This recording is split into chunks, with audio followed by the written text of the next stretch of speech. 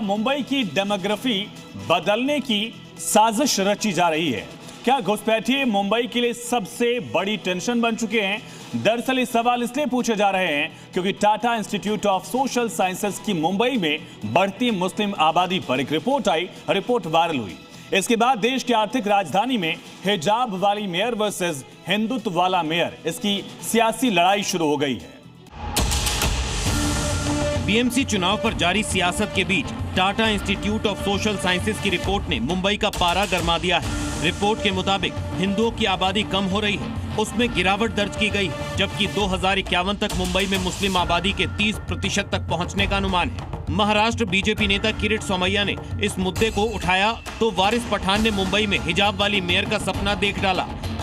नितेश राणे ने दो टूक कहा, हिंदुत्व मुंबई के डीएनए में बसा है। ऐसा बोलना है कि आई लव महादेव बोलने वाला ही मेयर बनेगा मुंबई का। क्यों कोई खान, पठान, शेख, अंसारी, कुरैशी, सैयद क्यों नहीं बन सकता मेयर? बनेगा इंशाल्लाह। हमारा तो ये उम्मीद है कि एक दिन मुंबई की मेयर हमारी हिजाब पहनने वाली महिला बहन भी बनेगी इंशाल्लाह। एमआईएम के नेताओं को अपनी पार्टी पाकिस्तान में लेके जानी पड़ेगी। ये हमारे मुंबई में जिसका डीएनए हमेशा हिंदुत्व का रहा है, उस हमारे मुंबई में इसकी पॉसिबिलिटी नहीं है। वारिस पठान ने मुंबई में हिजाब वाली मेयर का जिक्र किया तो उन्हीं की पार्टी की नेता जहां आरा शेख ने कहा, बीजेपी नेताओं को मुस्लिम महिलाओं की कोख और जनसंख्या पर सवाल उठाने का कोई हक नहीं है। हम महिलाओं की कोख पे राजनीति करना बंद करो। आप इस तरह से नहीं बोल सकते हो कि बच्चे पैदा कर रही है, कहीं ना कहीं आप हमारी कोख को राजनीतिक मुद्दा दे रहे हो। बीएमसी चुनाव से पहले मुंबई में मुस्लिम आबादी पर सियासत तेज हो चुकी है, लेकिन सवाल ये है कि क्या घुसपैठिए मुंबई की डेमोग्राफी बदल रहे हैं या वजह कुछ और है? और चलिए इसी पर चर्चा के लिए हमारे साथ खास मेहमान जुड़ गए, उनका तारुफ आपसे करा दें। हमारे साथ हैं आचार्य विक्रमादित्य धर्मगुरु, साथी अंबर जैदी जी सोशल एक्टिविस्ट, और जाकिया खान जी सोशल एक्टिविस्ट। एआईएमआईएम की नेता जहां आरा शेख भी हमारे साथ जुड़ चुकी हैं। आप सभी का बहुत स्वागत है। जहां आरा जी, पहला सवाल आपसे ही है, आखिर हिजाब वाली मेयर के लिए डेमोग्राफी चेंज वाला फॉर्मूला क्यों अपनाया जा रहा है? हाल ही में जो बयान आ रहा है कि हिजाब वाला कोई खान, पठान, कुरैशी, शेख कोई हमारा मुस्लिम मेयर नहीं बन सकता, उसी के जवाब में मैंने ये बोली हूँ कि क्यों नहीं बन सकता। जब जनता अगर हमें चुन के लाएगी तो जरूर हम मेयर बनेंगे। एक दिन हिजाब वाली औरत भी मेयर बनेगी। ठीक है आचार्य विक्रमादित्य, हिजाब वाली मेयर से दिक्कत है या डेमोग्राफी वाले फॉर्मूले से दिक्कत है? मुझे शब्द से दिक्कत है। सबसे पहले बात करें कि मेयर तो वो बनेगा जिसको लोग पसंद करेंगे। इजिप्ट में हिजाब बैन हो गया, दुबई में बैन है, यूएई में अब बैन होने के कगार पे आ चुका है, ईरान में भी अब वो सुधर गए हैं और वो कह रहे हैं हिजाब पहनने की जरूरत नहीं है। जो स्थिति वहां पर थी, और तो और फ्रांस, सब जगह ये स्थिति आ जा रही है। लेकिन यहां पर हम विश्वगुरु को, भारत को विश्वगुरु मानने की बात कर रहे हैं, और यहां पर हिजाब वाली औरत। क्या स्थिति है भाई? पूरे लिबरलाइजेशन की बात की जाती है, आगे बढ़ने की बात की जाती है, और ये मानसिकता जो थोपी जा रही है, जिहाद की मानसिकता थोपी जा रही है, ये उसका प्रमाण है। ये सामने जो बोला जा रहा है आज टीवी पे लगातार चल रहा है, अरे मेयर कोई भी बन सकता है, जिसको लोग पसंद करेंगे वो बनेंगे। लेकिन जो ये नैरेटिव बनाया जा रहा है कि हिजाब वाली औरत, हिजाब वाली औरत, मानसिकता कितनी प्रताड़ना दी जा रही है, मुझे तो समझ में नहीं आ रही क्या स्थिति है। विश्व के समस्त जहां जहां ऐसी स्थितियां हैं वहां बदलाव आ रहा है। क्या अफगानिस्तान बनाना चाहते हैं देश को? क्या तालिबानी सोच लाना चाहते हैं? कब बदलेंगे? ये एआईएम वाले पहले अपने पार्टी के अध्यक्ष को बनाए मुस्लिम औरत, जो पहले बनाना चाहते हैं, पहले अपनी कोई स्त्री को वहां तो रखने का प्रयास करें। वहां नहीं रखेंगे, वहां नवाब साहब भी बनेंगे, उसके अलावा कोई बन नहीं सकता है किसी पार्टी में। अब जो भी लोग लेके चलते हैं उसको बुलाएंगे। बड़ा सवाल है क्योंकि जिस एआईएमआईएम की तरफ से मुद्दा उठाया गया मुस्लिम महिला के लिए, मेयर वाली कुर्सी के लिए, उस एमआईएम ने कभी मुस्लिम महिला को टिकट दिया हो ऐसा शायद ही कभी दिखा होगा। चाहे अभी बिहार का इलेक्शन गुजरा, बंगाल का इलेक्शन आएगा, लगातार हम चुनाव तमाम देखते रहे, मुस्लिम महिलाओं को रिप्रेजेंटेशन तो दी नहीं जा रही है, लेकिन हिजाब वाले मेयर की बात यहां पर की जाती है। ये दोहरा रवैया कैसे चलेगा? अगर आप चलिए मुसलमानों की भी राजनीति कर रहे हैं, आप मुसलमानों के खैर ख्वाह मुद्दे उनके उठा रहे हैं, तो सबसे पहले आपको मुसलमान महिलाओं की एजुकेशन पे बात करनी चाहिए, उनकी हेल्थ केयर पे बात करनी चाहिए, उनको access to basic health care हो और बच्चियां खुद ये फैसला ले पाए कि उनको कितने बच्चे पैदा करने, बच्चे पैदा कितने करने या नहीं करने, ये कोई ऑब्लिगेशन नहीं होना चाहिए। हम देखते हैं अगर पॉपुलेशन कंट्रोल की, तो अगर आप राजनीति की बात करें तो केरला और तमिलनाडु में एजुकेशन से बदलाव आया है, जबकि हम और राज्यों में देखें तो वो नहीं, वहां पर इतना बदलाव आ पाया। तो हमारे यहाँ पॉपुलेशन कंट्रोल कोई मुद्दा नहीं है, यहाँ पर पॉलिसी मुद्दा है। भारतीय जो सिंबल्स उनको थोपने की साजिश है क्या जाकिया जी? जो सवाल उठाया गया है, चाहे राजनीतिक तौर पे उठाया जाए या व्यक्तिगत तौर पे उठाया गया, दोनों ही सवाल के बुनियादी अगर आप रिजल्ट देखें, अगर आप स्टडी देखें पीएफआई की, तो आप फाइंड आउट करेंगे कि जो percentage level of the production है in Muslim community has gone very lower, बहुत लो गया है इन कंपैरिजन टू पहले के जमाने के, in comparison to non Muslim, Muslims की आबादी इन कंपैरिजन परसेंटेज के लेवल में और उल्टा घटी है, क्योंकि we are moving toward the point के तरफ। बता रहा है कि आप इतना बच्चा कीजिएगा कि नहीं कीजिएगा, ये एक पर्सनल डिसीजन है। आपने ऑलरेडी एक नॉर्म्स बनाया हुआ है कि 2 बच्चे से ऊपर वालों को इवन वोटिंग के लिए और बाकी प्रोविजन में, जैसे आप एजुकेशन की फैसिलिटी होती है, बहुत सारी चीजों में ऑलरेडी आपने कैसे दावा किया कि मुस्लिमों की आबादी घट रही है? कहाँ घट रही है? किस जगह मुस्लिमों की आबादी घटी भारत? क्या लालू यादव उसमें आएंगे? क्या और भी लोग आएंगे? आप सिर्फ मुस्लिम को उठा के क्यों देख रहे हैं? फिर आप इन कॉमन की बात कीजिए। आप अगर बात कर रहे हैं ग्राउंड लेवल पे, तो ग्राउंड लेवल पे मुस्लिमों की आबादी कहाँ घटी है? कहाँ घटती हुई? किस जगह आपने आंकड़ा देखा कि मुस्लिमों की आबादी घटी है? सोर्स दीजिए मुझे। बिल्कुल, आप पीएफआई की रिपोर्ट निकाल के देख लीजिए, आप पीएफआई की रिपोर्ट निकाल के देख लीजिए, इन कॉमन इंडिया का किस जगह घटी है वो तो बताइए रिपोर्ट में। किस तरह से आप देखिए वहां पे टोटल 2 किस जगह मुस्लिमों की आबादी घटी है? कहाँ घटी है?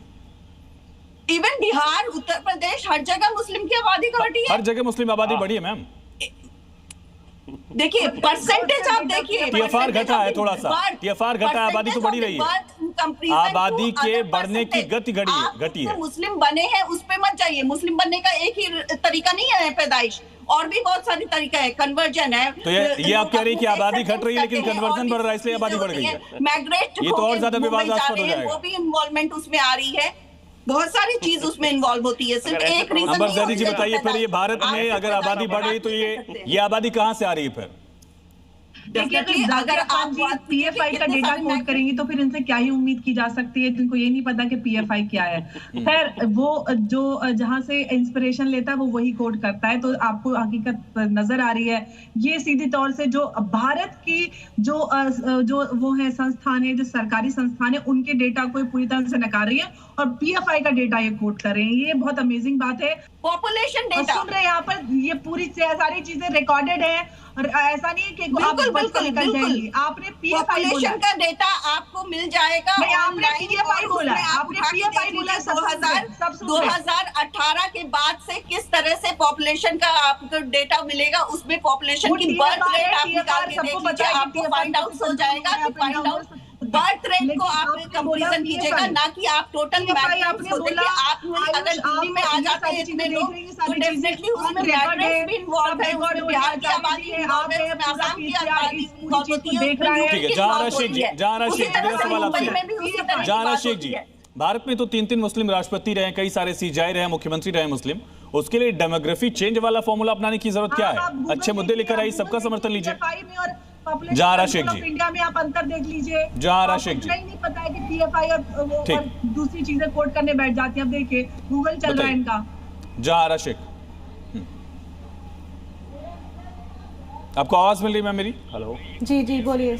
मेरा सवाल ये था कि भारत में तो 3 मुस्लिम राष्ट्रपति भी रहे, राज्यों के मुख्यमंत्री रहे, चीफ जस्टिस भी रहे और तमाम विधायक सांसद चुने ही जाते हैं। इसके लिए इस तरह का फॉर्मूला अपनाने की बात क्यों कही जा रही है? फॉर्मूला अपनाने की बात इसलिए कही जा रही है क्योंकि कहीं ना कहीं आप सुन रहे होंगे, न्यूज़ में सुन रहे हैं चीज़ को, और आपने ये सुना भी होगा कि हमें यहाँ पर सुनने के लिए मिलता है कि कोई भी मुस्लिम खान पठान मेयर नहीं बन सकता है। तो हमें भी तो सामने जवाब देना है ना कि हाँ क्यों नहीं बन सकता। ये चीज़ आपके हाथ में।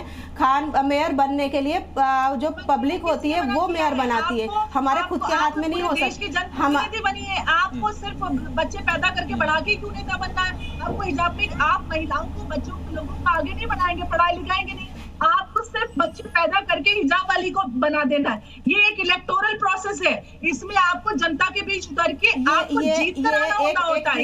ये एक गंदी राजनीति हो रही है, बिल्कुल सरासर गलत हो रहा है कि एक टारगेट हो रहा है और अहम मुद्दा हो जाता है। अगर आप सवाल पूछिए तो फिर ये जवाब आएगा कि कोख पर हमला किया जा रहा है, कोख पर राजनीति की जा रही है। बारे में बात कर रही हैं आप, मुंबई का कभी ना ही कोई ये स्वीकारने को तैयार है कि मुस्लिमों की आबादी बढ़ रही है। बिल्कुल राजनीति हो रही है, बिल्कुल तो फिर राजनीति हो रही है। आबादी बढ़ कैसे रही, डेमोग्राफी चेंज कैसे हो रही है?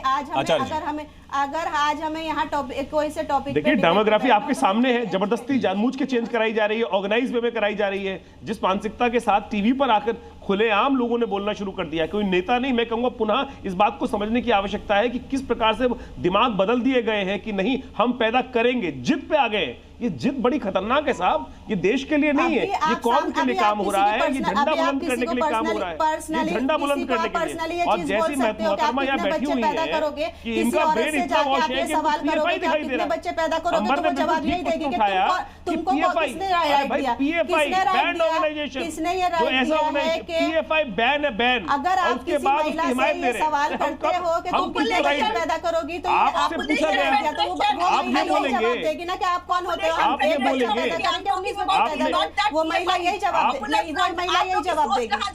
ये मानसिकता बड़ी भयावह है, ये मानसिकता बड़ी भयावह।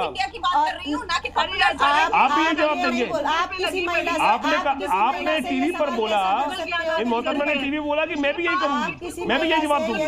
तो इतना भयावह जवाब आप देंगे तो एक टीवी पर बैठ के क्या एग्जाम्पल सेट करना चाहती है? आप टीवी में एग्जाम्पल करना चाहती है कि पूरे देश की इस्लामिक महिलाएं जो है वो एक जिद पे अड़ जाए और उसके बाद वो जबरदस्ती बच्चे पैदा करें।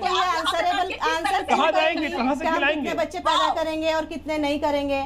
चलिए ठीक है, बहुत शुक्रिया आप सभी का चर्चा में जुड़ने के लिए। यहाँ पर एक सबसे अहम सवाल यही उठता है कि चाहे वो 26 बच्चों की बात हो, 19 बच्चे की बात हो या 39 बच्चे की बात हो, इसको कैसे कोई जस्टिफाई करने की कोशिश भी कर सकता है। और उससे भी बड़ा मुद्दा यह है, क्या इसी सोच के साथ मुंबई के मेयर की कुर्सी पर पहुंचने की कोशिश है?